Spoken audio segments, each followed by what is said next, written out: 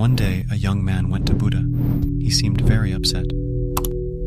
Buddha asked him the reason.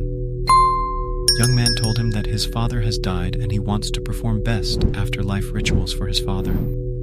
And despite of his father's good or bad actions in his life, he wants his father's soul to go up to heaven. He said, "I could have gone to any ordinary priest, but I have come to you with this request.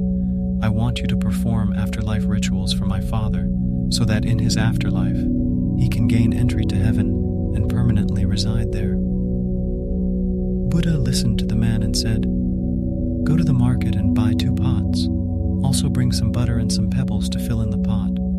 The young man went to the market and bought them, thinking that this was for rituals. Then the young man filled 1 pot with butter and another with pebbles and sealed them. Then Buddha told him to put those pots in a nearby pond. Young boy did as said by Buddha, and both pots sank to the bottom of the pond. Buddha asked him to take the pots and break them. He did so, thinking that now the Buddha would perform a wonderful ritual for his father. As young man hit both the pots and break them open, the butter escaped from the first and floated to the surface, whereas stones from other pots settled at the bottom.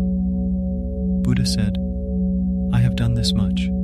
Now call all your priests, let them come and pray so that pebbles can rise to the surface and butter can sink to the bottom." The young man replied, "Are you joking? How is this possible? It is against law of nature. Pebbles are heavier than water. They are bound to stay down. They can't float. Whereas water is lighter than water, it is bound to go up and float on the water. It cannot go down."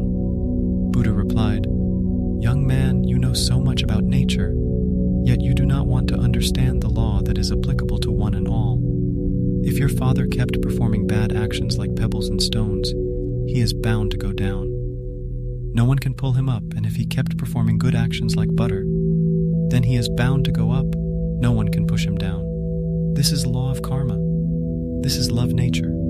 Our challenge lies in our tendency to believe that a certain unseen force will, in some way, support us, despite our lack of effort to alter our misguided conduct and our personal deeds. Throughout our existence, we observe individuals anticipating positive results, even from negative karma they have enacted. Yet they overlook the fact that outcomes stem from our deeds. Hence, we ought to exercise caution regarding our conduct in our everyday lives and exclusively pursue goodness.